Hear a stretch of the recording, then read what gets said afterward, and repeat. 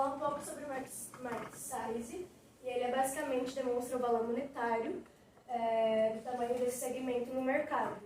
Vou falar, analisando aqui, a gente vai falar um pouco sobre os videogames, o market size dos videogames no Brasil. De 2016 a 2021, é possível perceber que ele cresceu bastante e atualmente ele se demonstra líder no mercado de videogame na América Latina. E comparando com o argentino, primeiramente a gente tem que falar que são empresas argentinas. E no dia que essa tabela foi tirada, que foi 12 de 10 de 2022, R$1 valia 0,32 pesos argentinos. Então, convertendo, dá para perceber que o mercado argentino é muito menor que o brasileiro em relação a videogames no market size. Por exemplo, em 2021, a Argentina representou um pouco mais de 133 milhões de reais no market size e o Brasil representou 1,6 bilhões de reais. E como a gente pode ver, o market size brasileiro cresceu muito de 2016 a 2021 e ele é líder no mercado mundial, ele é líder na América Latina e 13º no ranking mundial. E aqui é a tabela que mostra o market size de videogame, quem está no ranking mundial. Por incrível que pareça. Vou falar um pouquinho agora sobre a parte de company shares, tá? Que basicamente vai tratar a relação entre percentual de participação da empresa no setor ano após ano de 2016 a 2021. Tá? No caso aqui a gente está falando do Brasil e a Sony, né, no slide anterior, mostra... Só até voltar. Já volto. Já volto. Bom, enfim, a Sony, que é responsável pela produção, vai voltar, da PlayStation, né, do console do PlayStation, tem participação absoluta aqui. Aí se avança de novo, por favor. Quando a gente fala do setor de videogames, né, no ano de 2021 tem 43% de participação.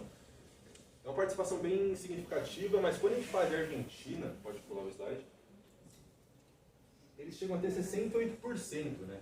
Ou seja, uma fatia muito grande ali do mercado de console. E claro, na sequência aí vem a Microsoft com a Xbox, né? E outras empresas como a Nintendo, enfim, de menor participação. Mas a Sony, em um dos mercados, tem a maior parte aí. Então, o Matheus tratou das empresas, agora a gente vai tratar dos produtos dessa empresa, que é o PlayStation, o Xbox, entre a Sony e a Microsoft. E elas são dominantes aqui no Brasil, chegando a ter 90% do mercado. Porém, a PlayStation vai se manter durante todo o período líder do mercado. A Xbox ela vai ter sua participação um pouco diminuída, principalmente pelo aumento da Nintendo ao longo dos anos, que ela sai de 6% em 2016 e chega a 12%. 13, né, em 2021. A Argentina, a gente vê três coisas diferentes, que é uma dominância muito grande da PlayStation, não tem uma competição com a Xbox, né, como tem no Brasil. A gente vê também que tem muito mais produtos, né, no mercado. E a participação deles também é significativa de certa forma. A gente pode ver que os outros representam 34% em 2016 e também o terceiro fator é que a Nintendo ela chega a empatar, competir em brand share com a Xbox durante o período. Vou falar um pouco sobre a distribuição das vendas nos diferentes tipos de canal. Significa por onde os consumidores preferiram fazer suas compras. No Brasil, de 2016 a 2021, houve uma queda na compra de lojas físicas, seriam as lojas de departamentos, lojas especializadas, supermercados, em detrimento do aumento de compras feitas em lojas virtuais, e-commerce. Teve uma queda de 81% para 67% das lojas físicas e um aumento de 19% para 33% em e-commerce. Na Argentina, a situação foi a mesma, né? O movimento compras online é uma tendência global. Teve um aumento de 21% para 28% em e-commerce e uma queda de 79% para 72% em compras feitas em lojas físicas. E apesar de ter esse aumento de compras em lojas de e-commerce, as lojas físicas ainda dominam a venda de consoles.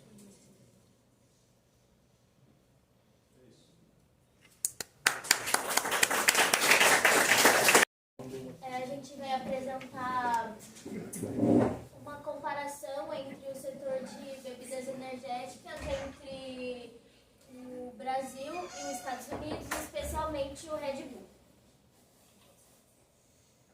Então, para começar, a gente vai falar um pouco das diferenças entre esses dois países, umas diferenças bem simples, né? Sobre o PIB do Brasil, tendo como base os dados de 2021, foi de cerca de 1,6 trilhão de dólares, e dos Estados Unidos foi de cerca de 24,8. E o IDH do Brasil é cerca de 0,754 e dos Estados Unidos 0,923. E a área total também dos Estados Unidos e a população dos Estados Unidos é superior à do Brasil. E no setor de soft drinks, o consumo em litros no Brasil, ele não teve muitas variações. Ele teve uma média de 19 milhões e 385 mil litros. Já nos Estados Unidos, a média de 2016 a 2021 foi de 91 milhões e 283 mil litros. No Brasil, houve apenas 2 períodos onde esse consumo em litros ele teve queda, que foi em 2017 e 2018, porém a maior queda foi em 2020. Já nos Estados Unidos, o crescimento, ele tem um crescimento do consumo em litros, não houve nenhum período de queda.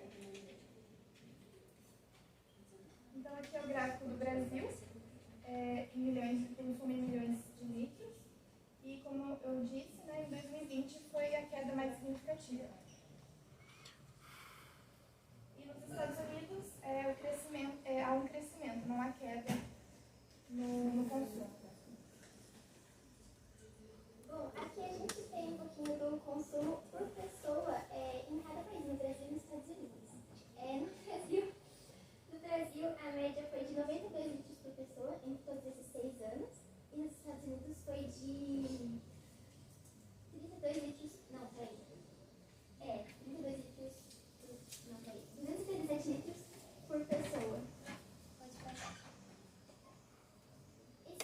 Essa gráfica fala um pouquinho sobre a distribuição em cada tipo de varejo no Brasil. O desempenho de supermercados foi o maior entre todos esses tipos de varejo, que foi de 32 milhões de litros nesse setor. Pode passar.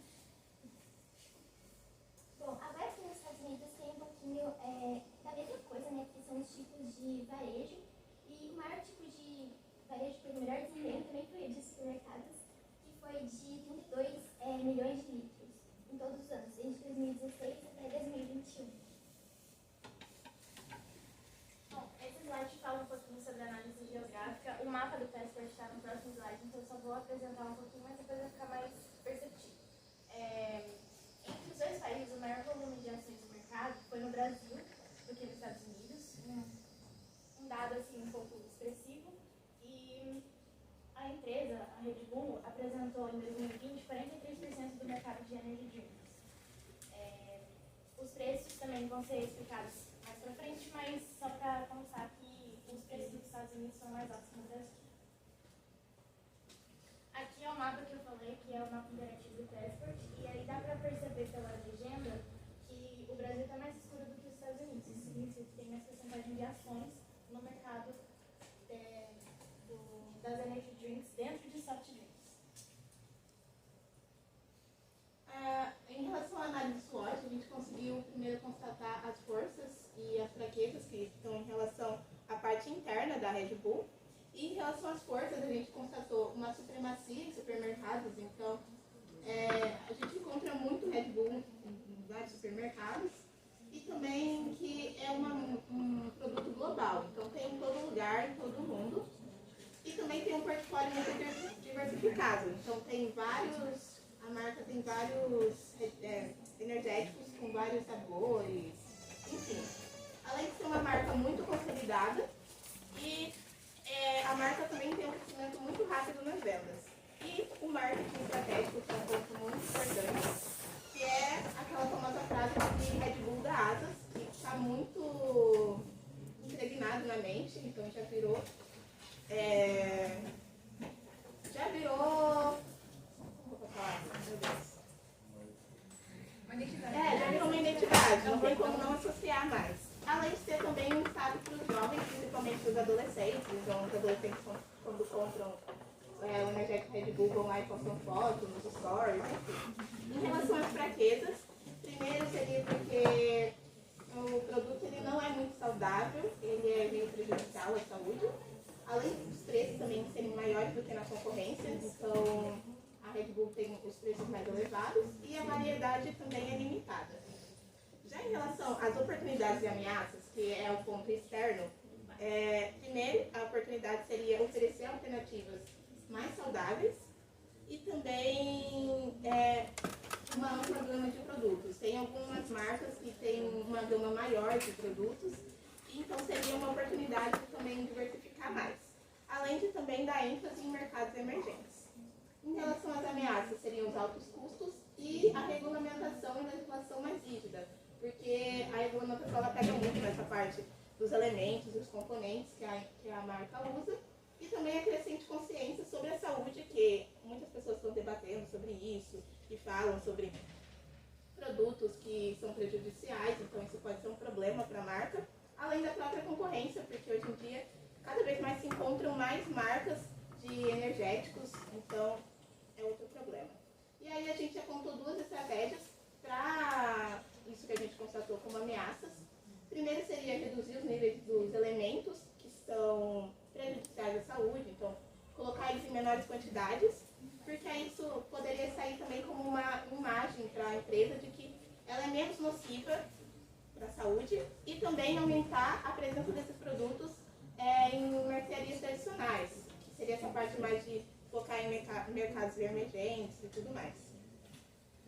Bom, em relação à precificação do produto, no Brasil ela está custando cerca de 1,89 dólares, que dá mais ou menos uns 10 reais. E nos Estados Unidos ela está custando 2,78 dólares, que no Brasil dá mais ou menos 14, 19 reais.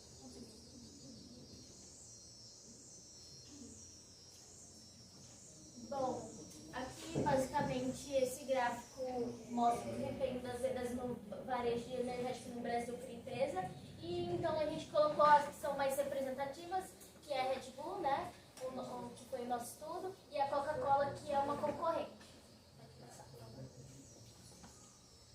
Nesse gráfico representa o desempenho da companhia, no caso a Red Bull, e o mercado de bebidas energéticas. A gente pode ver que o desempenho da companhia é superior ao do mercado em alguns pontos e inferior aos outros. Aqui a gente consegue ver que tem um desempenho inferior em relação aos outros anos. Isso é explicado pela situação econômica que o país vivia no ano de 2016. Então teve um pouco de desemprego e as pessoas optavam por consumir outros bens de consumo em relação às bebidas energéticas. E aqui são os volumes de vendas pelas principais empresas. A gente pode ver que a Red Bull do Brasil realmente domina o setor de drinks energéticos no Brasil e representa mais de 50%. Enquanto a Coca-Cola com o Monster e a Burn normalmente varia entre 10 e 6, mais ou menos. Bom, a gente pegou duas notícias, uma nacional e uma internacional. A nacional fala sobre a trajetória de marketing da empresa e como ela é uma referência de crescimento, porque ela passou de uma simples fabricante para uma das maiores marcas do mercado. Além disso, a Red Bull também controla cerca de 43% do mercado competitivo, por um valor peculiar que ela tem. Ela não produz mercadoria em massa, mas sim mercadoria seleta para quem demanda.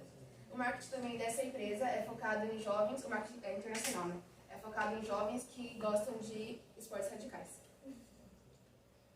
E a notícia internacional fala sobre a morte de 3 jovens que consumiram o energético 2 deles misturaram com álcool e o terceiro acabou ingerindo várias latas depois de um treino pesado e acabou morrendo de insuficiência renal. Entretanto, a empresa ela diz que nenhuma autoridade no mundo foi capaz de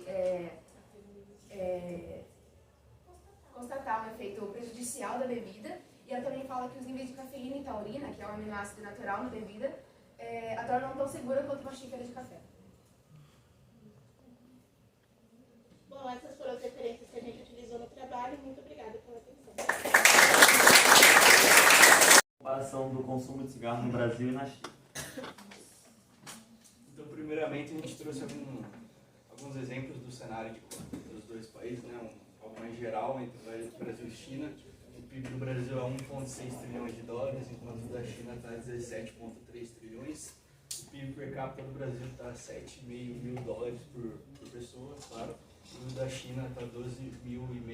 Então, o da China está bem à frente do Brasil. O Brasil é um PIB per capita considerado baixo, assim, um país mais pobre. População do Brasil 200 e poucos milhões de pessoas, da China 1,4 bi. A área dos países é até parecida, os dois países são muito grandes e esses dados são todos de 2021. Agora a gente vai estar falando um pouco do market share do Brasil, da China e do mundo. O consumo mundial de cigarros, ele abaixou um pouquinho, ele é de 5 milhões e 208 ali. E a China ela concentra praticamente metade do consumo mundial de cigarros, enquanto o Brasil eles tem praticamente 1% de consumo mundial, subiu um pouco nos últimos anos e na China também, o volume total. Agora falando um pouco do company share dos dois países, os dois países são bem concentrados, enquanto o Brasil é concentrado mais em 2 empresas, que é a British American Tobacco, que se eu não me engano é a dona do Derby e do Lucky Strike. Pode ver que ela aumentou até um pouco nos últimos anos de sua concentração de mercado. E também temos a Philip Morris International, que também tem uma grande fatia do mercado, mais de 20%, e ela é a dona da Marlboro. Aí tem as outras empresas, né, que aí são bem menores. E no caso da China, se concentra muito em só uma empresa, que é a China National Tobacco Corp, que é uma estatal da China, criada na década de 80. Ela está cada vez mais concentrando mais no mercado. Ali arredondou, mas ela está com 99,7% do mercado total. Então, assim, é um mercado, é um monopólio do governo chinês, ele que vai fabricar e ele que vai fazer toda a venda em cima do cigarro. Ele regulamenta tudo também. E a Philip Morris tem uma fatia bem pequenininha, de 0, alguma coisa por cento. E é isso. Bom, gente, agora a gente vai apresentar um pouco mais sobre a distribuição do consumo de cigarro por gênero na China. E esse com certeza foi um dos dados mais interessantes que a gente encontrou. Isso porque na China o total de fumantes é de aproximadamente 286 milhões. E desse total, 275 milhões são homens, enquanto 11 milhões somente são mulheres. E aqui é um gráfico que representa tudo isso. E a gente fez uma pesquisa para poder saber por que existe essa informação, por que é tão discrepante esses dados. E a gente encontrou que é muito com base na cultura patriarcal de lá. Isso porque lá ainda se tem muito forte a cultura de que o homem tem que sustentar a casa. E isso acaba gerando problemas psicológicos e levam os homens mais a consumir o cigarro para poder amenizar esses problemas. E agora falando um pouco mais sobre a distribuição do consumo de cigarro no Brasil, ela também é um pouco, não é tão igualitária, é 60% masculino e 40% feminino, mas é com certeza bem melhor que na China, assim, em relação. E, assim, aqui no Brasil, o total de fumantes é de aproximadamente, segundo ali, 2021, 17.956. E sendo desses 17.000, 10.862 masculino e 7.094 feminino. Bom, gente, vou apresentar aqui alguns dados sobre os sabores de cigarro consumido tanto no Brasil quanto na China. Aqui, começando pela China, vale ressaltar que a China tem uma cultura muito forte de tabagismo.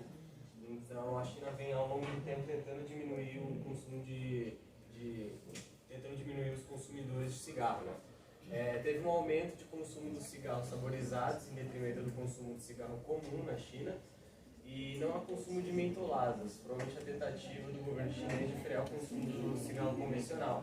Aqui tem os dois exemplos da tentativa chinesa de tentar diminuir o tabagismo aí, por isso que provavelmente o cigarro mentolado tem menor consumo aí. E aqui o panorama brasileiro, né, tem um maior consumo de cigarro convencional no Brasil e prevalece o consumo de cigarro comum, né, e o mercado foi praticamente constante ao longo do tempo ali, não teve praticamente, vocês podem ver ali, não teve variação nenhuma dos consumos. E existem basicamente dois principais tipos de tabaco utilizado, que é a mistura de tabaco de cada principal marca, assim, vamos dizer. Tem a American Blend e a Virginia. Pode passar aí. Na China, utilizam muito mais a Virginia, que é de 97,2%, comparando com os 2% da American Blend, que já é o oposto no Brasil. Aqui a gente usa muito mais a American Blend do que a Virginia em si, que é 76%.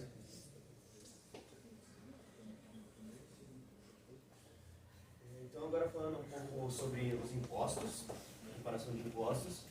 Então, segundo o Adam Smith, no seu livro Riqueza das Nações, os cigarros é um produto ideal para a tributação, por ser, ao mesmo tempo, um produto supérfluo, mas também extremamente popular. Então, seria interessante para o governo pesar os impostos sobre o cigarro e para produtos de importância para a população como alimentos, tem menos taxação. Essa alta taxação no cigarro pode ser observada no Brasil. Cerca de 81% do preço da marca mais vendida de cigarros no Brasil é de taxações, contribuições. E já na China esse número já não é tão grande, que é cerca de 11% só a taxação sobre o cigarro. Isso é muito por causa da contribuição do mercado do cigarro na China, porque é extremamente grande e importante para as contas do governo. E no Brasil, essa alta taxação é principalmente por causa de questões de saúde pública, uma vez que a OMS considera que a tributação dos cigarros é uma das melhores maneiras de frear o tabagismo. Bom, pessoal, dando complemento ao que ele acabou de falar sobre os impostos, eu vou falar agora sobre o mercado lícito e ilícito de cigarro no Brasil e na China. A gente pode perceber que no Brasil, nos últimos 5 anos, o mercado lícito deu uma caída, que aqui é o retail volume, que é o volume de varejo. E dá para perceber também que metade praticamente do mercado lícito no Brasil é de cigarro ilícito. E é uma quantidade muito grande, isso deve bastante aos impostos e a menor fiscalização que o Brasil dá nessa parte. Aqui a gente percebe a enorme diferença que tem da China e que praticamente só 3% do mercado é lícito. Isso também se deve por conta dos impostos e da alta fiscalização. Ficou muito perguntado, mas sendo parte da análise SWOT, uma das forças do mercado de cigarro é que há uma grande parcela da população, tanto no Brasil quanto na China, que são consumidores de cigarro. Na China, 25% da população aproximadamente, então, considerando mais de 1 bilhão de pessoas, é muita gente. E no Brasil 10%, que são aproximadamente 20 milhões de pessoas. Na parte das fraquezas, em ambos os países são proibidas as propagandas de cigarro, então não tem uma divulgação tão forte do produto, mas mesmo assim ele é altamente consumido. Sobre as oportunidades, principalmente para a China, como ela é o maior produtor de cigarro do mundo, tem uma grande demanda global pelos produtos como tabaco e outras coisas. Mas, enfim, essa é uma oportunidade principalmente para a China, que tem uma grande demanda externa pelos produtos que ela produz. Agora, uma das ameaças, que é diferente das fraquezas, é o aumento da campanha de tabagismo. fazer propaganda de cigarro, mas também é uma forte campanha contra o tabagismo. Então, isso é uma tentativa de reduzir o consumo e acaba sendo uma fraqueza para o mercado em si. E também tem imposição e restrições para produtoras de cigarro. Como na China tem número limitado de produtoras, o que acaba comprimindo também pelo monopólio, mas não podem abrir novas produtoras de cigarro. Agora, na parte de estratégias, não pode ter muita estratégia de marketing para o mercado de cigarros, porque é proibido nos 2 países. Então, acabou que isso ficou sendo uma relíquia, porque só antigamente podiam fazer essas propagandas. Então, essa publicidade, ela se baseia no valor agregado anteriormente, pelas propagandas que já foram feitas, como nos filmes do 007 e no patrocínio do Ayrton Senna na McLaren, e também na divulgação orgânica, que pode não ser a mais efetiva, mas é muito forte, porque em ambos os países o número de fumantes acaba aumentando ao longo dos anos, principalmente nas populações mais jovens. Então a divulgação orgânica, mesmo sendo a mais efetiva, é a única possível para o aumento da divulgação dos cigarros.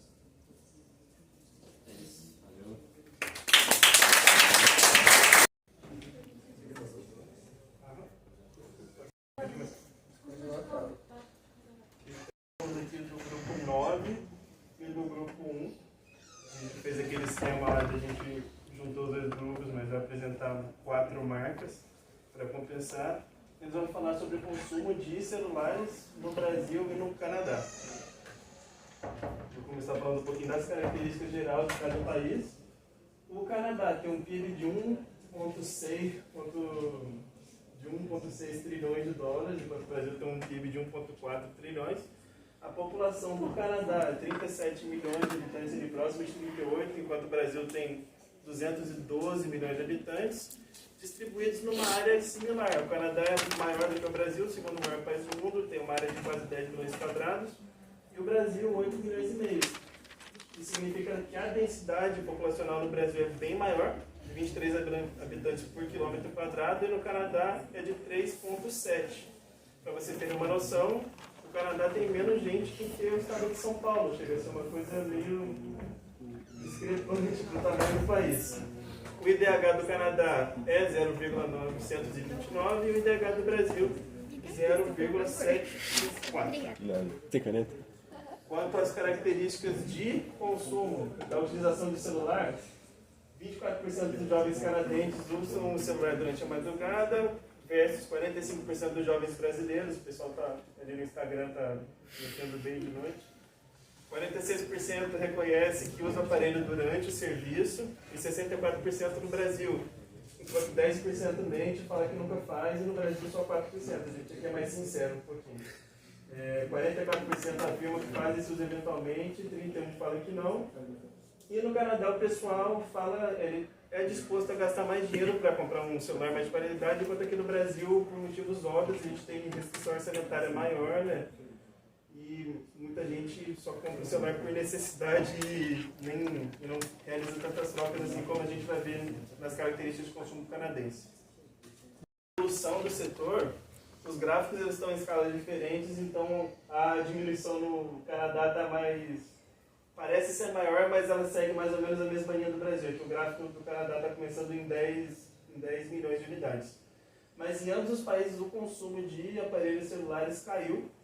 Inclusive no Brasil ele está numa tendência de decrescimento, no Canadá teve uma queda com o início da pandemia, mas agora está com início de recuperação.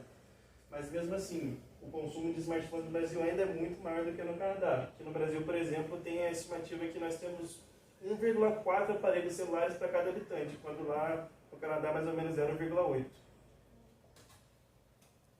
Bom, em relação às 4 marcas que a gente vai trabalhar, então a gente vai começar com Samsung e Apple, depois a gente vai falar sobre a Xiaomi e a Lenovo. Então, só para lembrar, todos os dados que estão aqui eles são do Euromonitor, a gente só retirou os números e colocou de uma forma um pouquinho mais bonitinha de ser visto. Então, para começar sobre o Company Share, sobre a Samsung, dentro do Brasil, É importante ressaltar então que ela é líder de mercado, é a principal marca em relação ao company share, com 38, alguma coisa por cento, 38,1% em 2022. Já no Canadá, o company share da Samsung está pau a pau junto com a Apple. Então a gente vai perceber no próximo slide que a Samsung tem 34,3% e a Apple chega a um valor próximo. Em relação ao preço médio, a gente trouxe 3 modelos de celular. E quando a gente vai passar o valor de dólares canadenses para reais, a gente percebe que eles têm tecnicamente uma média de preços iguais. Contudo, tem que lembrar que a diferença do valor de moeda é o que faz a diferenciação de que se você comprar lá fora fica muito mais barato do que aqui dentro. Vou falar só umas coisas antes. É importante lembrar também que não está aqui, mas como a gente... Se você quiser voltar. Mais em relação ao company share, como que funciona para você adquirir o produto da Samsung. Então, aqui dentro do Brasil, até 2019, a gente tinha o mercado de varejo em líder. Então, 96% dos celulares da Samsung era comprado em varejo. Desses 96, 40% hoje em 2022 vai estar para as lojas oficiais e outros 40% vão para aquelas varejistas que é tipo Casas Bahia, Magazine Luiza, isso. E aí, depois da pandemia, houve uma queda desses 96%. Então agora metade do mercado ele vai estar dentro do varejo e o outro vai estar em e-commerce. Sobre a questão da análise SWOT da Samsung. Vou passar bem rápido sobre isso, mas a gente consegue ver que a Samsung em si como marca ela tem uma ampla participação no mercado global, ela tem um nome forte agora em 2022 e ela tem uma extensa pesquisa em desenvolvimento de vários produtos, então produtos domésticos, TV, celulares, etc. Em relação às fraquezas, a gente colocou dependência do sistema operacional, porque o Android não é da Samsung, é do Google. Tecnicamente não é uma fraqueza, mas se a Google um dia quiser parar, aí é um problema. E em relação à perda de concorrência, que no caso outras marcas emergentes. Vamos lá. Em relação às oportunidades. Então a gente colocou aqui o atendimento da demanda de processadores. Então, se necessário um dia trocar o Android, eles podem provavelmente criar um próprio sistema operacional. Expansão no mercado asiático, isso aqui, toma cuidado, é a expansão no mercado asiático, mas é da Índia. Tem que lembrar que a Índia também é na Ásia. Samsung é muito forte na Ásia, só que não na Índia especificamente. E envolvimento do cliente, porque eles normalmente só faziam um marketing em relação ao produto, mas nada ligado à utilização do produto junto com o cliente. E possíveis ameaças são que, se não for possível, né, a questão do sistema operacional, eles vão ter que voltar com o Android. E a questão dos outros mercados emergentes, das marcas emergentes. Em relação à Apple, dentro do Brasil o market share deles é muito pequeno, porque a questão do preço dos aparelhos é muito grande. Então em 2022 a gente consegue ver que eles possuem somente 3,9%. Já no Canadá, como eu falei, ele chega pau a pau junto com a Samsung com 31,7%. Se vocês conseguirem ver aqui, então a gente consegue perceber a diferença entre somente os modelos anteriores. Se a gente for ver junto com os modelos mais atualizados, eles ainda têm tecnicamente preços semelhantes.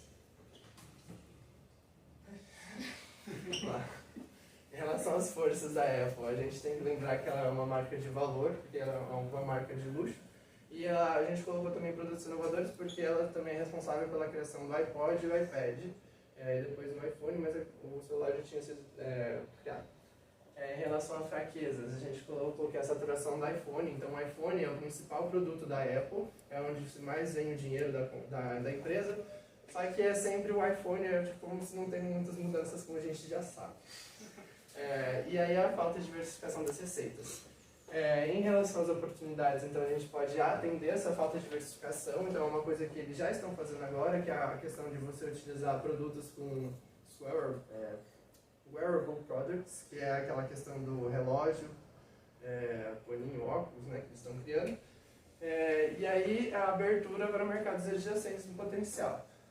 Isso em relação ao último marketing que eles fizeram, então a última apresentação de novos produtos que eles fizeram é que agora a Apple está ajudando também os jovens que fazem extreme sports. Então quando você for fazer um negócio na montanha lá, escalada e tudo mais, agora você tem um relógio, não sei o que, é tudo novo, tudo etc. Em relação às ameaças, a gente tem a competitividade nessas novas áreas e a necessidade de desempenho de lojas diretas, porque o design e como funcionam as lojas oficiais, elas ainda são as mesmas, então pode ser que as pessoas também fiquem saturadas desse atendimento. Bom, eu vou falar um pouco da Xiaomi. As duas empresas que a gente vai falar, que é a Lenovo e a Xiaomi, as duas são chinesas. E por isso elas são novas tecnicamente. A Xiaomi é de 2010. Ela tentou entrar em 2015 no mercado brasileiro, mas com o marketing que eles usavam na China e não deu certo. Eles tentaram trazer os produtos com baixo valor monetário, achando que as pessoas iriam comprar em massa e não funcionou. Então em 2016, no ano seguinte, eles tiveram que fechar aqui no Brasil. Eles voltaram em 2019 com uma nova estratégia, trazendo produtos competitivos para o mercado, e ela conseguiu, em 2019, ela vendeu mais de 2 milhões e 400 mil, 300 e poucos mil celulares em 2019. Então, quando ela mudou a estratégia de marketing dela, ela conseguiu se adequar ao mercado perfeitamente. Assim. Hoje, ela é a terceira maior empresa do mercado em company share no Brasil. Ela passou a LG, passou a Motorola, que também era muito competitiva na época, com ela, né? Não com as outras duas, que as outras duas são totalmente absurdas no mercado.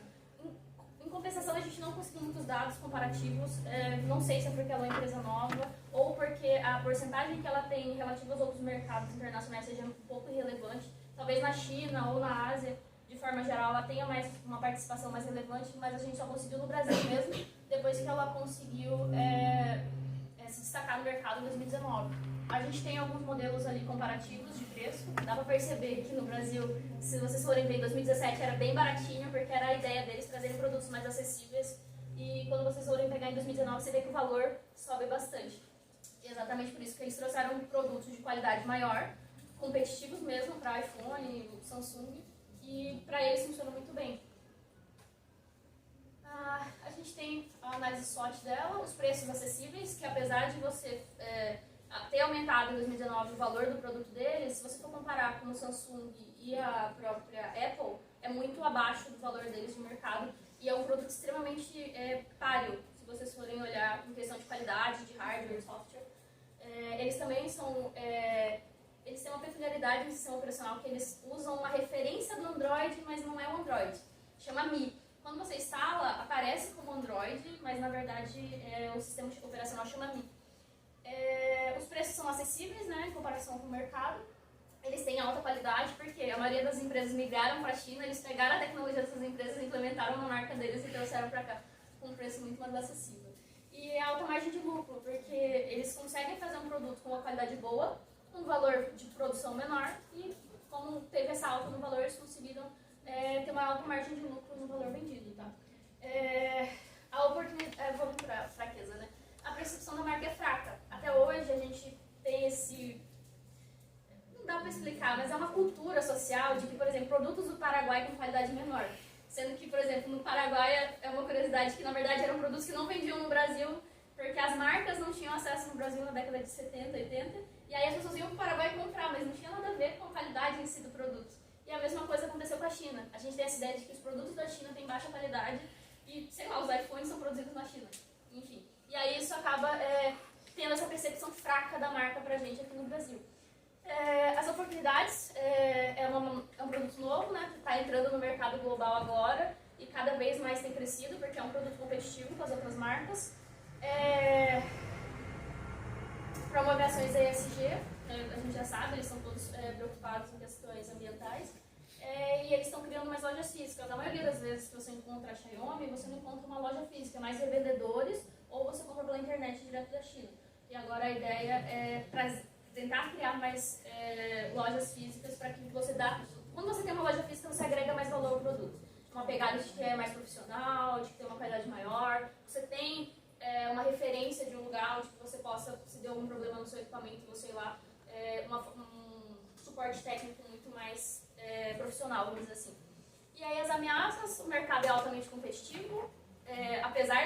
ter crescido muito, ela conseguiu ultrapassar empresas muito mais antigas que ela, como a própria Lenovo, mas ainda assim ela vai demorar a conseguir combater, por exemplo, a Apple e a Samsung, que já são marcas consolidadas no mercado. E a alta de serviços ao consumidor. Querendo ou não, por exemplo, se você compra agora num site da China, você tem que ir num suporte paralelo. Você não tem aquele acompanhamento da marca, justamente porque ela não tem a implementação aqui no Brasil, por exemplo. Aí a gente vai falar da Lenovo. Curiosidade da Lenovo, a Lenovo ela é de 84, ela já é uma senhora aí no mercado. Ela, mesmo ela sendo uma empresa muito antiga, ela começou no ramo de tecnologia para computadores e só em 2005 ela teve realmente um crescimento de mercado, que foi quando ela comprou alguns computadores da IBM. Ela pegou alguns computadores que a IBM lançava e ela começou a investir nesse tipo de tecnologia. É um dos diferenciais dos produtos dela. Vocês podem ver na observação que a gente não tem muitos dados de mercado, questão de valor e tudo mais, porque ela tem migrado para o setor de telefonia há pouco tempo. Ela é mais focada nos computadores, e tanto que é um dos pontos positivos da marca. Aqui tem os comparativos, né, da participação no mercado nacional, vocês podem ver que é bem pouquinho, porque em questão de celular mesmo, ela é uma empresa muito nova, tipo 2017, 2015, se eu não me engano, ela entrou no ramo de celulares em 2016, e só que ela cresce muito pouco, porque o forte dela mesmo é para produtos de computador. É uma das forças na integração vertical. O que acontece? Ela já produz hardware para computador, então isso faz com que ela tenha tecnologia, ela só tem que adaptar para agregar nos telefones que ela usa, né? Ela tem um conhecimento de mercado chinês, porque ela é uma empresa fundada em Pequim, tá? Ela é oriental também. Ela tem um baixo custo de produção e o forte portfólio de patentes, ou seja, ela tem, como que eu posso falar? Ela tem a tecnologia, ela já tem o direito da licença dessas tecnologias, ela só precisa implementar e adaptar elas para os aparelhos. As fraquezas, a percepção da marca é ruim, mais uma vez. Pelo menos a gente no celular Lenovo deixou a desejar, porque o hardware é muito bom, mas o software não está acompanhando ali. Eles também usam Android, tá? Tem baixa diferenciação, ou seja, se você comprar com outros produtos como a Xiaomi, que conseguiu fazer um sistema operacional muito funcional com o seu hardware, Apple e Samsung, ela acaba perdendo uma comparação, tá? E produtos de commodities, que é o hardware de computador que eu acabei de comentar. Que infelizmente, a oportunidade de mercado, apesar dela não ser comparativamente no Brasil tão forte quanto as outras, ela tem ganhado espaço no mercado chinês, indiano, asiático, ela tem ganhado espaço lá. E mesmo ela tendo caído, assim que a Xiaomi entrou no mercado, ela conseguiu se manter. Ela caiu realmente a porcentagem dela da company share em 2019, quando a Xiaomi entrou muito forte no mercado, mas ela consegue se manter. Se eu não me engano, ela está com um company share de 16%, mais ou menos, que é a quantidade de produtos, a quantidade relevante, né, de vendas dela no mercado em comparação às outras marcas. E o crescimento de mercado de tablets, eles também apelam para esse ramo de tecnologia, já que, né, e obtenção de patentes, são as oportunidades de mercado, são coisas que ela pode investir, né? E a queda da margem de lucro dos produtos de hardware é uma ameaça, porque a gente teve a alta da pandemia e agora as empresas estão tendo que se estabilizar novamente no mercado de hardware, né, por causa das questões de produção de chips e tudo mais. A alta competitividade de mercado, ela viu isso acontecer em 2019, quando ela perdeu espaço no mercado para a Xiaomi, e as mudanças tecnológicas muito rápidas. Por exemplo, a empresa como a Asus, ela entrou muito, não lembro se é placa de vídeo que a Asus fazia, e aí ela entrou pro ramo de telefone e ela conseguiu pegar, ela tem quase tanta porcentagem quanto a Lenovo, que é muito mais antiga. Ou seja, algumas empresas estão se adaptando tecnologicamente muito mais rápido que ela no mercado, e isso é uma ameaça. E eu acredito que basicamente seja isso, senhores. Foram nossas referências. Muitas. E muito obrigado. Eu sou a Camila. Eu sou o João Guilherme. Eu sou o Gabriel. E eu sou o Felipe. E hoje a gente vai apresentar uma análise comparativa do setor de roupas esportivas no Brasil e nos Estados Unidos. Então, trazendo uma comparação mais geral sobre os países, a gente vê que a população do Brasil é bem menor que a dos Estados Unidos, assim como o índice de desenvolvimento humano é muito maior nos Estados Unidos. Com relação ao PIB na base PPC, a gente vê novamente que os Estados Unidos têm um amplo PIB com relação ao Brasil, mas a gente vê que os praticantes de esportes no Brasil, a porcentagem é muito maior do que nos Estados Unidos. Com relação ao market size global desse segmento, a gente vê que ele representa 363 milhões de dólares, ou seja, ele é muito grande, e ele está principalmente na América do Norte e na Ásia. Com relação à previsão de crescimento e consumo per capita, a gente vê que o global está 4,9%, no Brasil 3,8% e nos Estados Unidos 4,4%, ou seja, a gente tem a possibilidade de aumentar esse crescimento tanto no Brasil quanto nos Estados Unidos. Agora, com relação ao consumo, tem uma discrepância muito grande entre o Brasil e os Estados Unidos, ou o global com os Estados Unidos, porque os Estados Unidos consomem muito mais esses produtos com relação aos outros países. Quando a gente fala dos canais de distribuição, o físico ele é muito maior do que o não físico, então a gente pode pensar que os consumidores eles preferem pegar o produto na mão, experimentar, ao invés de comprar online. Bom, então vou falar um pouquinho aqui sobre as marcas em si. E a Nike, o mercado dela, a participação de mercado dela no cenário global é de 17,7%. Pode ver que nessa comparação regional, bem o que o Pedrinho destacou, né, a Ásia fica bem destacada e a América do Norte. E de vendas, a Nike ela acaba sendo responsável por vender 64.245.000. E também, de novo, destaque para a Ásia e para a América do Norte, um pouquinho para a Europa Ocidental. Agora, falando da Adidas, ela detém 10,3% do mercado global, né? E as vendas quase a metade da Nike, né? 37.504.000. Com destaque, pode voltar um pouquinho. Com destaque para a Ásia, para a América do Norte e principalmente para a Adidas. Aqui a Europa Ocidental seria um dos pontos a serem explorados, que a Nike não tem tão forte também.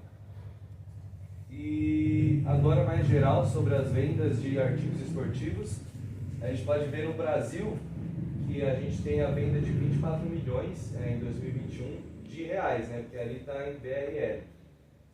E nos Estados Unidos esse valor é muito maior, apesar de eles não praticarem tanto esporte quanto a gente. Às vezes também pode ser até por uma questão de estilo, não sei.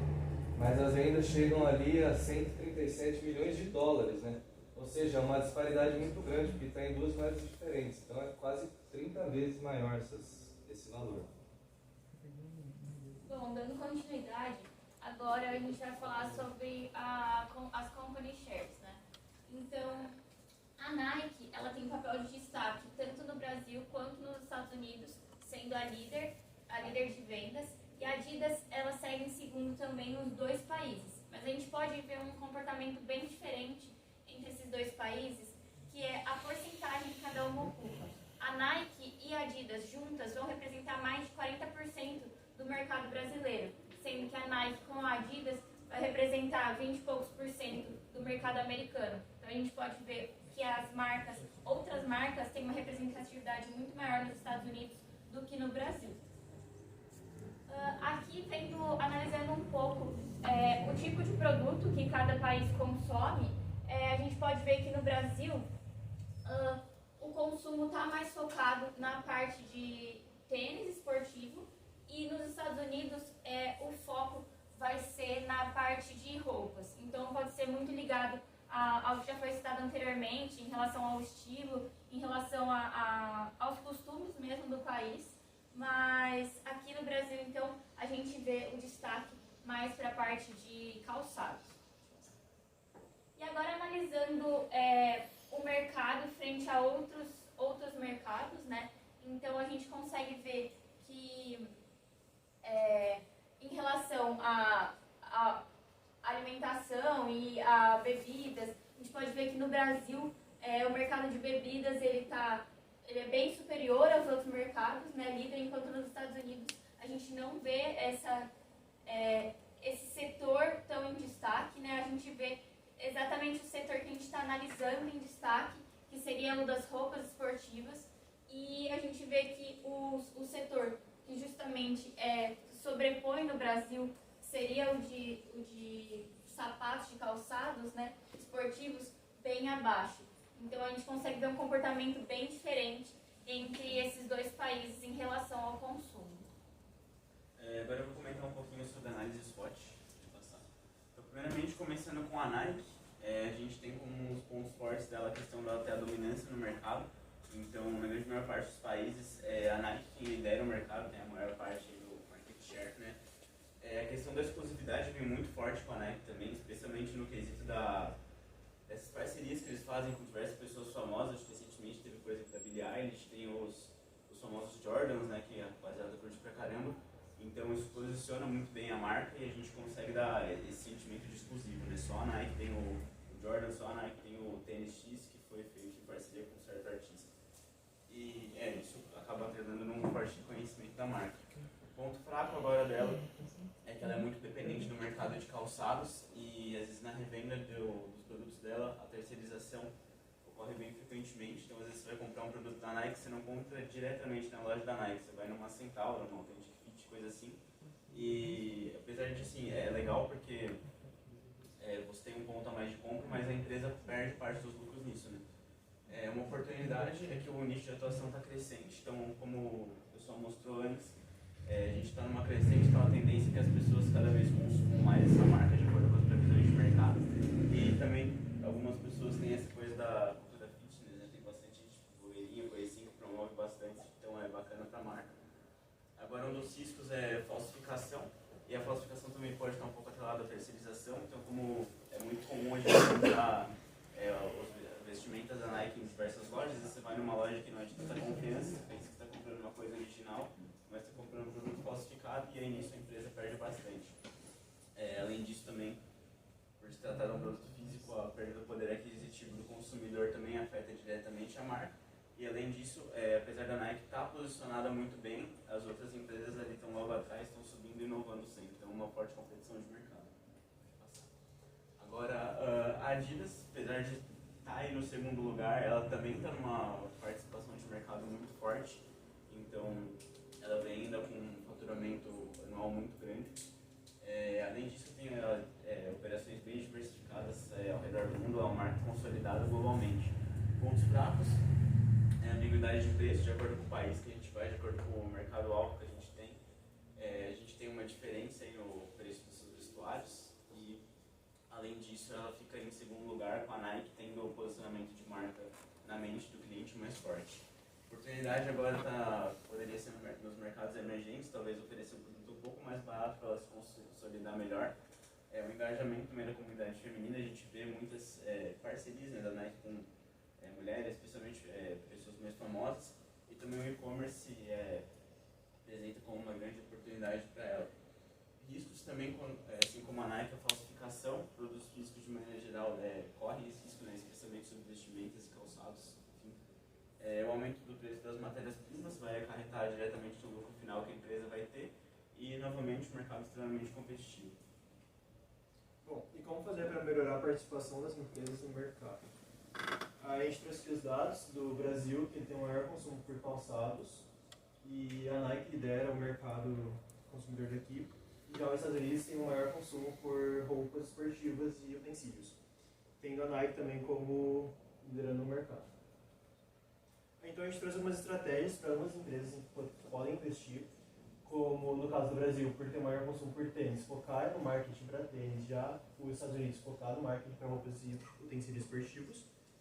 E a importância da atividade física, principalmente nesse pós-pandemia, para a saúde, lançamento de guias sustentáveis, parceria com influenciadores tanto americanos quanto brasileiros em cada país, e também aproveitar a Copa do Mundo de 2022 para usar o marketing com jogadores brasileiros para o Brasil e americanos para os Estados Unidos.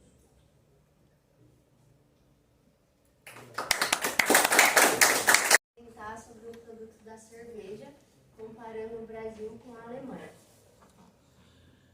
Então, nossos integrantes são o Vitor, a Laura, o Thiago, Rodolfo, Caio, Luana e Felipe.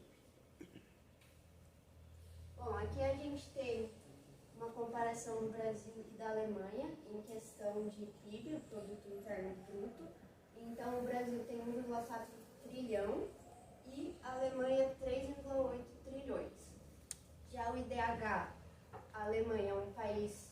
desenvolvido com 0,93 e o Brasil um subdesenvolvido com 0,75.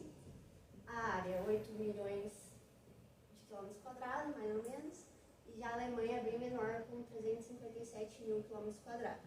A população do Brasil é maior, com 212 milhões, e já a Alemanha 83 milhões. Isso são dados de 2020. Então aqui a gente fez o market size da cerveja. Aqui no Brasil, a gente tem em milhões de litros a produção de 2016, 12.603 milhões de litros produzidos de cerveja, e conforme os anos vão passando até 2021, vai variando um pouco, de 12 mil chega até 14.322 em 2021. E aqui a gente tem a comparação da Alemanha, que a gente pensa, nossa, a Alemanha consome muita cerveja, tem essa ideia, né? Não que Oktoberfest, todo mundo pensa, a Alemanha talvez seja o maior consumidor. Mas na verdade aqui a gente pode perceber que não, que ela está abaixo do Brasil, com uma média de 9 mil litros de cerveja produzidas por ano. Milhões. Bom, pessoal, agora entrando um pouquinho na distribuição no Brasil, como que ela é realizada, se é nos varejos, em mercearia ou não. Então a gente pode notar uma grande quantidade dessas mercearias dando destaque ali para algumas dessas vertentes, assim, como por exemplo, as lojas de conveniência tem uma participação legal. Aí tem a diferença dos hipermercados e dos supermercados. Os supermercados colaboram mais com os hipermercados, porque os supermercados mais ou menos como uma van, que tem a participação vendendo outros tipos de produto, então roupa, outros acessórios também, que acabam não direcionando o público exatamente ao consumo de alimentos, bebidas, que nem os supermercados, por isso que o número dele é superior. Aí tem os tradicionais, os vendedores em mercearia mais tradicionais, como os restaurantes, especialistas assim, em comida, em bebidas, só que aí diminui um pouquinho a quantidade, mas ainda assim é significativa e auxilia para os varejos e mercearia.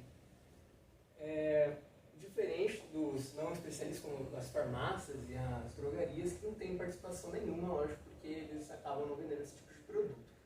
E tem os mistos, que aqui a gente pode dar maior destaque em relação aos mistos, os depósitos assim, de cerveja que acabam às vezes os consumidores procurando por menor preço e variedade também.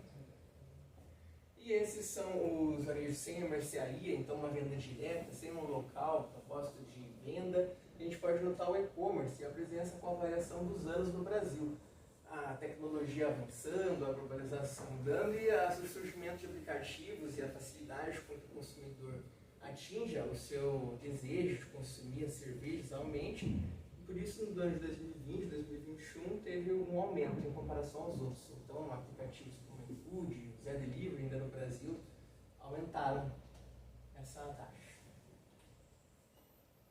Agora, na Alemanha, tem um relativo também aspecto, uma perspectiva dos varejos em mercearia, também apresentam um superior número. E basicamente aqui fica diferente do Brasil só porque aqui nos não especialistas não tem mesmo nenhuma participação, estava ficando menos, e o e-commerce aqui já sempre teve uma presença mais, às vezes, né, uma facilidade maior de atingir isso por meio desse comércio eletrônico, né? Aqui nós temos uma comparação entre o consumo de cerveja artesanal e não artesanal. Então, a gente tem aqui no Brasil que o consumo de cerveja artesanal vem aumentando ao longo dos anos, né? Desde 2016 pelo menos. E assim como na Alemanha. Então, aí a gente tem atualmente que cerca de 3% da cerveja consumida no Brasil é cerveja artesanal e 97% não artesanal. Na Alemanha temos um número semelhante, mas corresponde também a outras marcas que a gente vai comentar depois. 96% não artesanal e 4% artesanal. Agora a gente vai chegar no produto, para o ingrediente no Brasil. Então a gente vai ver tipo, o que mais gera impacto são as commodities. cerca de 14 milhões. E dentro disso, tipo, o que mais envolve é justamente a água, né? Tipo, que é utilizada para produzir a cerveja, e também o malte. Inclusive a gente vê uma crescente aí de cervejas que estão voltadas para puro malte, né? Uma coisa também que é interessante, quando a gente vê os dados de 2016 até 2021, essa evolução, no Brasil estava tendo uma queda desse consumo de cerveja, só que aí quando chega a pandemia, tipo, esse número se eleva bastante. Então as pessoas passaram a consumir bastante cerveja, inclusive um estudo da Unifesp mostra que 14% da população aumentou o número de consumo elevado de bebida alcoólica. Então, a pandemia gerou esse fato. Já quando a gente chega num produto com ingrediente na Alemanha, que também tem como as principais utilidades para fazer, justamente a água e o malte, só que o movimento é meio contrário. Quando chega a pandemia, ocorre uma redução. Então, as pessoas na pandemia lá na Alemanha beberam menos cerveja, talvez por sair menos, só que no Brasil as pessoas passaram a beber em casa, e eles não, sabe? Porque tem uma meio cultura de ir junto num bar, beber lá, comemorar, etc. Bom, e agora a gente vai chegar num comparativo aqui desses dois grupos, né? A Heineken, que é um grupo alemão, e a InBev, que é uma mistura de um grupo belga com um grupo brasileiro. Inclusive, tipo, os administradores deles têm uma política bastante agressiva de sempre estar comprando novas marcas. E agora a gente vai mostrar como isso está no Brasil e na Alemanha, né? Aqui, no Brasil, a cerveja, né? Tipo, a marca dentro desses grupos mais consumida é a Brahma, que é da InBev. A segunda é a Skol e a terceira é a Antártica. Ou seja, as três que são bastante representativas, cerca de 50% do consumo são só dessas três marcas e todas da InBev. E em seguida vem, tipo, representando o grupo Heineken, vem a Nova Skin e a Kaiser. Isso no Brasil. Já na Alemanha, a gente também tem a presença majoritária da InBev. Tanto que, tipo, até o consumo de Heineken é maior no Brasil do que na própria Alemanha. Isso é, tipo, um dado interessante. Aqui, ó. Na Alemanha ela está em quinto colocado. Então, aqui a gente tem o Company Share. Então, vou mostrar das duas marcas, né? Então, no Brasil, a gente tem aqui que a Heineken, primeiro na questão global, né, ela corresponde a 12% do mercado consumidor de cerveja. E aqui são os dados relativos ao Brasil. Então, a gente tem uma participação da empresa de aproximadamente 17% no Brasil. E com a venda de 2 bilhões e 400 milhões de litros, né, no último ano. Então, ela teve uma alteração de ação de ponto. Isso daí foi uma diferença no consumo dela nos últimos anos, de 2016 a 2021. Então, o consumo dos produtos da Heineken de 2016 para 2021 no Brasil aumentou cerca de 6%. 6 pontos, na verdade.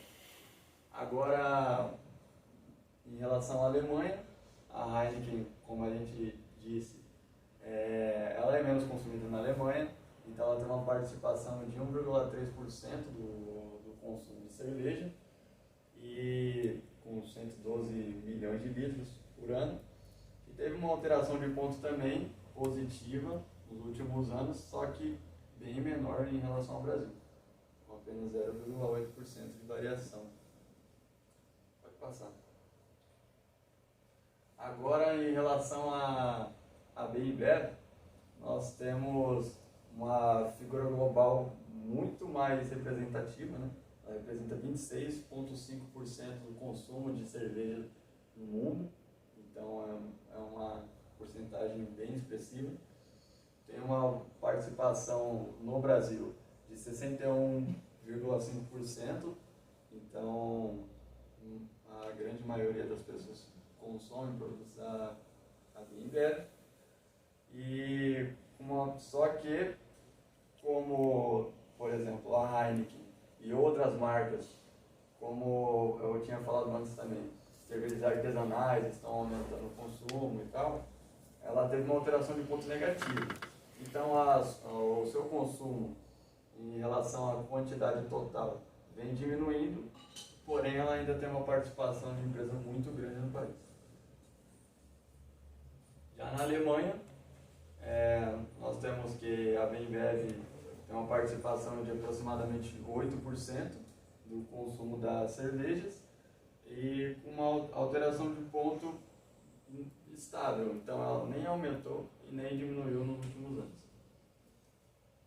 Bom, pessoal, agora para dar uma finalizada, falando um pouquinho sobre a Heineken, apesar de no país, com as lojas de conveniência, com todos os outros tipos de varejo e mercearia, a cerveja mais vendida ser a Skol, dentro dos supermercados, pode ver pela Associação Brasileira de Supermercados, que a Heineken ganha extremo destaque em relação a essas vendas. Inclusive, essa informação fala que na liderança excedem os resultados de faturamento das cervejas que alcançaram a segunda e a terceira colocação juntas. E agora, passando um pouquinho, a gente vai fazer uma breve análise SWOT sobre a Heineken, sobre a Bembev, que é basicamente o quê? A Heineken é muito consolidada já no mercado, em diversos países, a marca é muito forte e ela tem essa posse de mais de 200 marcas no mundo. Então, ela é muito... tem uma grande diversidade dessas cervejas. Já o ponto fraco é esse extremo tamanho que acaba dificultando, às vezes, com que ela se expanda mais. Às vezes pode haver com que o mercado tenha uma fase de não conseguir mais se expandir e interromper esse processo. Os riscos é justamente a Bembev, já que ela tem comprado muito, ela tem muito capital e adquire muitas outras marcas, sendo cada vez mais imersiva assim, no mercado, tendo muito mais participação. E as oportunidades aos mercados emergentes, como a Índia, a Ásia e a América Latina, que é justamente os riscos também, porque a Bembev também está investindo nessas mesmas áreas e o que pode tornar uma complicação. Agora, a Bembev, os pontos fortes é justamente esse capital da empresa elevado, justamente como o Thiago destacou, que esse grande capital favorece com que ela adquira várias outras marcas, várias cervejas que estão em destaque no mercado, justamente fazendo um anexo com as oportunidades. As micro cervejarias, e os riscos também, porque as cervejas artesanais, como apresentado, têm crescido, o risco da Bembev tem aumentado também, porque essa concorrência com as cervejas artesanais acaba ficando complicada, juntamente com o ponto fraco. A monotonia da marca da Bembev, então Skol, Brahma, acaba sendo um fator desfavorável, porque o consumidor vai ver muita semelhança entre os gostos. Assim. Por isso eles vão procurar outras cervejas artesanais, algo que agrade o paladar dele de outra forma, e também tem a recessão, a pandemia, que fez com que as pessoas diminuíssem aumentassem a restrição orçamentária e fizesse com que eles escolherem mais produtos essenciais, produtos mais delicados no momento de escolha. Então, quando eles forem escolher, vão optar, às vezes, por cervejas artesanais, o que acaba sendo uma oportunidade que as pequenas microcervejarias que produzem essas marcas artesanais acabam diminuindo o seu preço, por causa de algumas dificuldades econômicas, fazendo com que possibilite uma oportunidade para a Bembev de incrementar essas marcas na sua companhia e dessa forma conquistar um maior mercado. E é isso.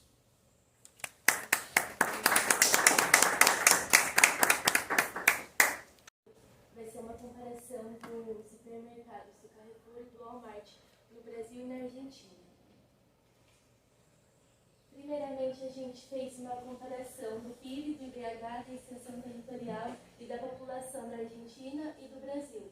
Então, como a gente pode observar, o PIB da Argentina é aproximadamente 483 bilhões. O IDH também é considerado um IDH elevado, com aproximadamente 0,8. E a extensão territorial é de 2.796.427 km². E a população é aproximadamente 46 milhões. E no Brasil a gente pode observar que o PIB gira de em torno de 7 trilhões, o IDH de 0,7 é considerado alto, e a extensão territorial é de aproximadamente 8 milhões, e a população 213 milhões aproximadamente. Primeiramente, a gente colocou uma análise que estava no site que a gente conseguiu, do Euromonitor, e a gente fez uma análise do hipermercado Walmart, Carrefour, tanto na Argentina quanto no Brasil, e devido a fatores culturais, sociais, políticos e econômicos, a gente pôde observar que teve um elevado crescimento na Argentina, em especial no ano de 2021, que era o ano da pandemia, e no Brasil teve uma queda, também devido a fatores de escândalos que teve no Carrefour aqui no Brasil, e o Walmart também foi perdendo a sua força devido à alta concorrência que teve esse mercado. Aqui, como a gente pôde observar, o Carrefour ele sempre está em constante aumento, em constante evolução, dentro dos hipermercados que existem na Argentina, e no Brasil a gente pode observar que ele foi decaindo conforme os anos.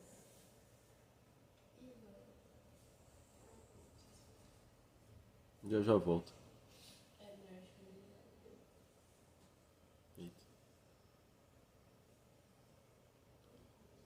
A gente pode observar no gráfico, também devido à inflação que teve uma alta na Argentina, isso influenciou também com que houvesse um aumento e uma redução nesse período de 2020 a 2022. E aqui no Brasil, como teve todos aqueles fatores, o Carrefour em especial, ele teve uma queda de venda e também sua expansão. Analisando agora a concentração de hipermercados na Argentina e no Brasil, a gente pode observar que, como o Brasil tem uma maior expansão territorial, obviamente ele vai ter também uma maior concentração de hipermercados, mas não necessariamente do Carrefour e nem do Walmart. E na Argentina também tem um elevado número de hipermercados, e o Carrefour também é um dos mais requisitados no país. Bom, eu vou falar um pouco da estratégia do Walmart no Brasil e como ela foi vista de uma maneira ruim, porque acabou que o Walmart saiu do Brasil em 2018. Ele entrou em 1995 e saiu em 2018 devido a alguns problemas, e os principais, segundo especialistas e um professor do IBMEC, o Claudio Zimmermann, ele disse que um dos problemas do Walmart no Brasil é que ele não entendeu a cabeça do brasileiro. Ele veio com todas as estratégias de marketing, estratégias de venda dos Estados Unidos, e fez com que ele não entendesse a cabeça que o brasileiro tem na compra. Então, até uma máxima do empreendedorismo não foque no seu produto, foque no seu cliente. E isso falta muito no Walmart. Então, os brasileiros não entenderam a estratégia de precificação e sempre acabavam optando por outras redes, como, por exemplo, o Carrefour. Além disso, uma dificuldade muito grande de integrar as culturas e criar realmente uma unidade no Brasil. Então, como eu falei, os brasileiros acabavam optando por outros hipermercados. E também, alguns especialistas falam que o Walmart perdeu muito o timing, a chance de entrar com maior força no e-commerce brasileiro, porque eles não acabaram entrando com recursos de inteligência artificial logo de cara. Então, eles foram se preocupar mais com isso depois de um tempo, e outros supermercados já vinham utilizando, então eles perderam esse time. Agora falando um pouco sobre o Walmart na Argentina, essa notícia aqui é de 2020, que o Walmart acabou vendendo as operações na Argentina para uma empresa local, o grupo de Narvaez. Isso aconteceu por conta da crise econômica que a Argentina está passando desde 2018, e várias empresas estão tendo dificuldade para se manter no mercado argentino. E por conta dessa venda, o Walmart teve um prejuízo não monetário de cerca de R$1 bilhão de pesos. Agora, um pouco do Carrefour no Brasil. O Carrefour é o maior varejista brasileiro, em cerca de 40 anos que ele está no país. Então, isso é devido à grande estratégia que eles utilizaram desde que eles implementaram suas lojas, através de vendas rápidas e um pouco mais do que a Evelyn vai falar no final. Mas um dos problemas que vem acontecendo com o Carrefour é a falta do ESG. Então, o vazio moral que eles possuem e grandes escândalos, como, por exemplo, a morte do cachorro e a morte do homem que foi espancado. Eu não consegui encontrar dados específicos se isso ocasionou uma perca queda ou um aumento das vendas ou uma estagnação, mas eu sei que é algo que vem sendo muito falado e abordado, e principalmente com questão de processos jurídicos contra o Carrefour. Então isso vem sendo algo bem complicado em relação ao hipermercado, mas ele continua sendo o mais forte do país. Diferente do Walmart, o Carrefour na Argentina se manteve mais firme em meio à crise econômica. Ele usou a estratégia de congelamento de preços em cerca de 1,5 mil produtos. Aqui tem uma frase que o CEO do Carrefour na Argentina disse, o Pablo Lorenzo. Eu vou ler para vocês. A ação colabora com o poder aquisitivo de quem nos escolhe. Estamos garantindo um excelente preço e qualidade para os nossos clientes. Essa estratégia, então, fez com que o Carrefour continuasse se mantendo firme, o que fez com que ele ultrapassasse o Walmart, obviamente. Um ponto que eu queria ressaltar acerca disso é que preço e qualidade para os clientes é uma... esqueci a palavra. É um logo do Carrefour. E quando eles acabaram congelando os preços, na Argentina muitas pessoas acabaram reclamando em relação a nossa, mas vocês estão indo contra os seus princípios, porque se vocês estão congelando os preços, vocês vão realmente manter a qualidade, que é algo que vocês prezam tanto. E daí por isso que o Pablo acabou intervindo e falando isso, porque ele quis mostrar que o Carrefour tenta ajudar a população e manter os clientes fiéis. Agora falando um pouco da análise SWOT do Carrefour, como apresentado anteriormente, a gente pode ressaltar que a força do hipermercado seria os preços competitivos com os outros hipermercados já existentes aqui, também uma boa localização geográfica das lojas, então são lugares bem estratégicos para que os clientes consigam ter um maior acesso à loja, também a instalação de infraestrutura para o público, e também os produtos de próprio desenvolvimento da marca. Então, como outros hipermercados, também o Carrefour desenvolveu papel higiênico, produtos enlatados e outros derivados, para também conseguir dar um melhor valor e a população conseguir aderir esses produtos.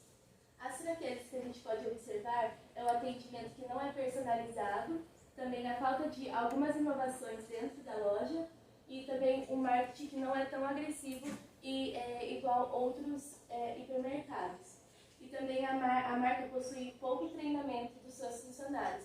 Por isso, que foi dito anteriormente, ocorreram alguns escândalos e as vendas também podem decair devido a esses fatores.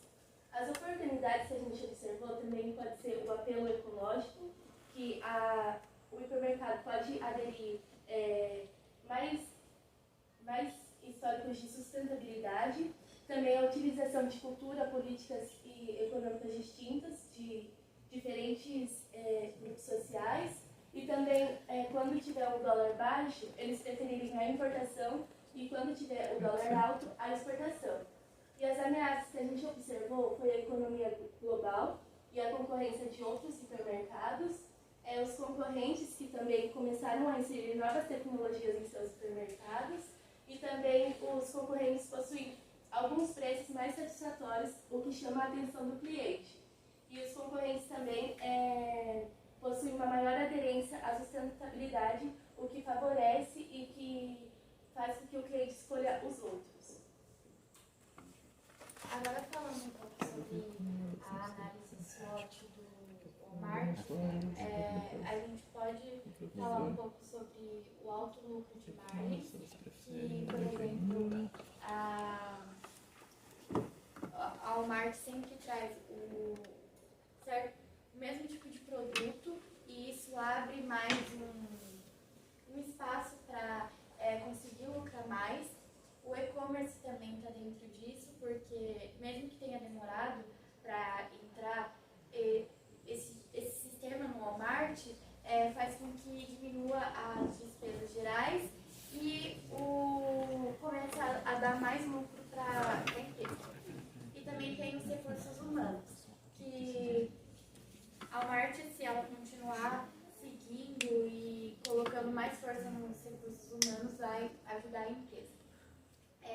As fraquezas do Walmart, a gente pode falar primeiro sobre as ações judiciais de funcionários, que muitos já se sentiram foram discriminados e entraram com processos contra a empresa, sem contar com abuso de poder dentro da empresa, hora extras que não foram pagos, salários ruins. Tem o Simples Negócio de Modelo, da Walmart, que é uma rede que não tem muita personalidade. Você entra e sempre parece que é algo meio desorganizado, a empresa não tem uma essência. E também recalques frequentes de produtos. A Walmart sempre trabalha muito com taças e chaveiros, e eles têm o produto, ele não é bom, a matéria-prima dele não é boa, e isso faz com que tenha um baixo custo, só que também um baixo lucro, porque as pessoas acabam não comprando. Os pontos fortes da Walmart, em primeiro lugar, é a acessibilidade, que dificilmente vai ser encontrada uma empresa que tenha funcionários de todos os tipos. Eles sempre procuraram fazer com que fosse acessível para qualquer tipo de funcionário, vamos dizer assim. Tecnologicamente avançado, eles sempre fizeram uma forma com que as prateleiras dos mercados sempre ficassem cheias, e a presença no mercado, porque o Walmart em receita, é a maior empresa do mundo e emprega 2,3 milhões de funcionários, que é o maior empregador privado do mundo. As ameaças, em primeiro lugar, é a concorrência com maior infraestrutura. Isso que eu já tinha falado sobre que no mercado varejista a Walmart sempre está muito desorganizada, então isso faz com que outras empresas como Carrefour, por exemplo, se sobressaiam. Oposição à expansão, que foi o que a Laís tinha comentado. Eles quiseram trazer uma cultura dos Estados Unidos para cá, coisa que não funciona, por exemplo, vendendo bota de neve, que aqui no Brasil nunca vai ser utilizada. E outros crescentes de matérias-primas, que sempre vão crescendo para o Walmart e vai ficando mais caro e tirando o lucro deles.